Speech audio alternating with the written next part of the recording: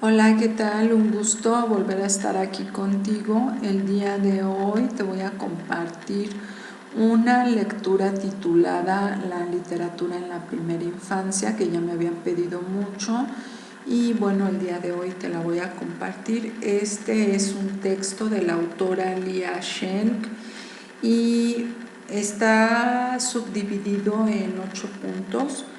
Yo voy a hacer 8 emisiones, una por cada punto, para hacer esta lectura pues más digerible, porque es una lectura pues ahora sí que de mediano aliento, no es tan larga, pero tampoco es tan cortita. Entonces más o menos cada uno de los puntos son unas 3 cuartillas. Y bueno, para hacerlo más dinámico y más digerible, lo voy a hacer de esta manera, en 8 emisiones. El día de hoy te voy a compartir el primer punto, que se titula La verdad de los cuentos. Y bueno, si tú quieres seguir escuchando esta lectura, podrás hacerlo a través de las otras 7 emisiones que vamos a realizar sobre esta lectura. Te recuerdo, el título es La literatura en la primera infancia y el primer punto se subtitula La verdad de los cuentos y dice así: el lugar que ocupa la literatura en la formación integral de la infancia ha tenido y tiene vaivenes teóricos en los currículos de los sistemas educativos de los países de Iberoamérica. Por décadas, los contenidos literarios estuvieron subordinados al área de la lengua, propiciándose una interpretación lectora al pie de la letra y descuidando los aspectos relacionados con la construcción personal y subjetiva del propio lector. Dentro de este encuadre, la educación literaria en la primera infancia, al pertenecer a una franja etaria no incluida en términos generales en las exigencias académicas alfabetizadoras, logró generar con mayor libertad un acercamiento placentero al libro infantil, la hora del cuento, más allá de la denominación que adopte en cada país y de las metodologías propias de cada comunidad. Propició el clima de encantamiento y de complicidad afectiva que siempre genera la escucha de un cuento o un poema. En la primera infancia, escuchar cuentos, aprender canciones, jugar con adivinanzas, en definitiva, disfrutar de la función lúdica del lenguaje literario, ocupa un espacio privilegiado. Ante esta evidencia, se debería indagar y reflexionar acerca de la continuidad y articulación que se produce o no en los posteriores aprendizajes literarios a lo largo de la escolaridad, analizando las causas y las consecuencias. Durante la primera infancia, ciertas características evolutivas en el psiquismo infantil, entre ellas el animismo, favorecen ampliamente el interés por los cuentos que, junto con las canciones, forman parte importante de las actividades programáticas literarias en el nivel inicial. La literatura se parece al juego simbólico porque nos presenta otra realidad. La función lúdica de la literatura remite al concepto de juegos artísticos, aquellos que, según Gesualdo Sosa, en 1973, desarrollan la imaginación y en los que es más viva la ilusión. En los cuentos y en los juegos simbólicos todo puede ocurrir. Juego a ser una mamá, pero sé que no soy una mamá. Leo un cuento donde una mamá coneja habla con una vecina coneja y sé que eso puede suceder únicamente en los cuentos. Pero ese saber no excluye mi complicidad significativa con la veracidad del cuento. Acepto que todo lo que se cuenta puede suceder. En ese primer acuerdo implícito entre quien escribe y quien lee o escucha un cuento, radica sin duda la esencia de la literatura. Y quien dice cuento, dice novela, poema, texto dramático. La tortuga Manuelita de María Elena Walsh efectivamente fue a París, se planchó las arrugas y se volvió a arrugar al llegar a Peguajó. ¿Alguien duda, acaso, que fue gracias a la eficaz intervención del gato con botas que el hijo menor del molinero se transformó en el marqués de Carabás?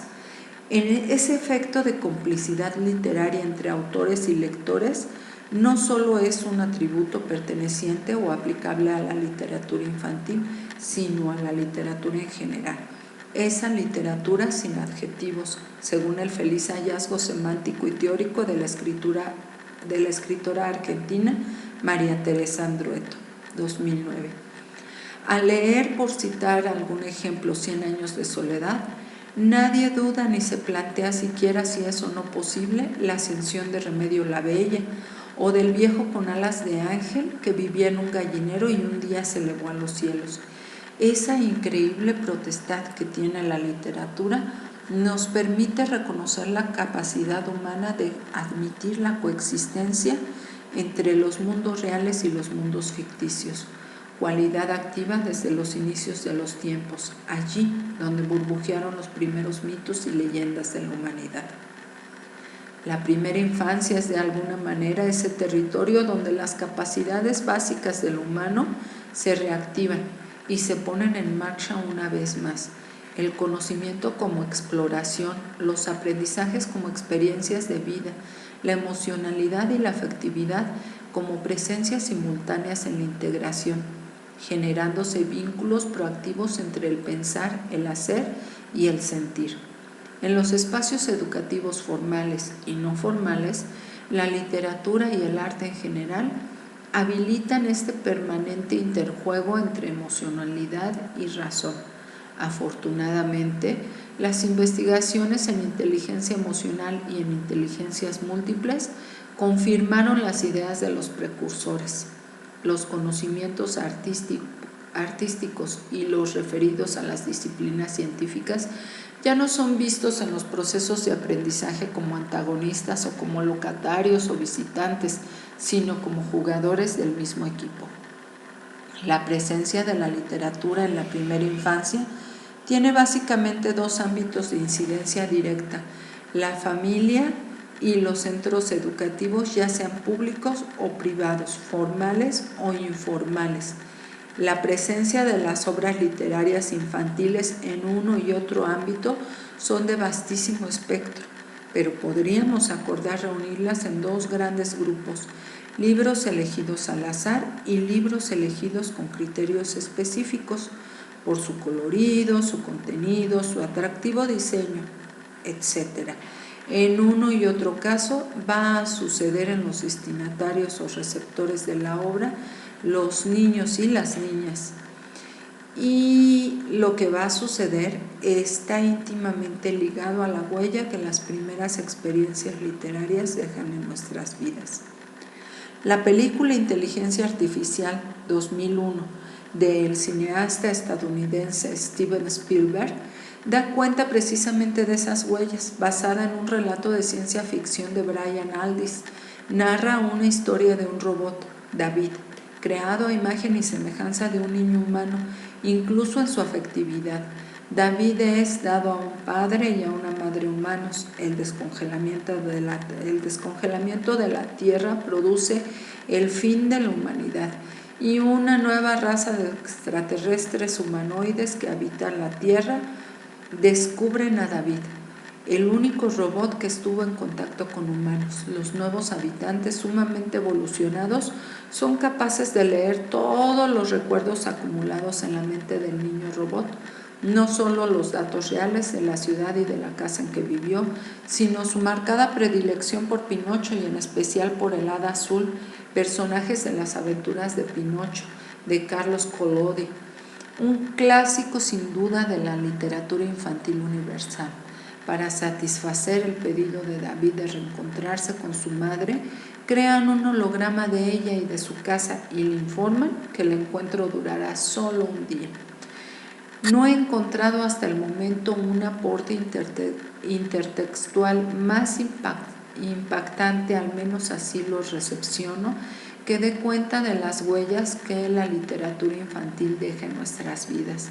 No se trata solo de los recuerdos emotivos de Pinocho y el Hada Azul en el niño robot, sino también de los recuerdos del cineasta al incluir estos personajes que no están presentes en el cuento de Aldiss. Se trata también de la actualización de nuestros propios recuerdos del cuento de Pinocho.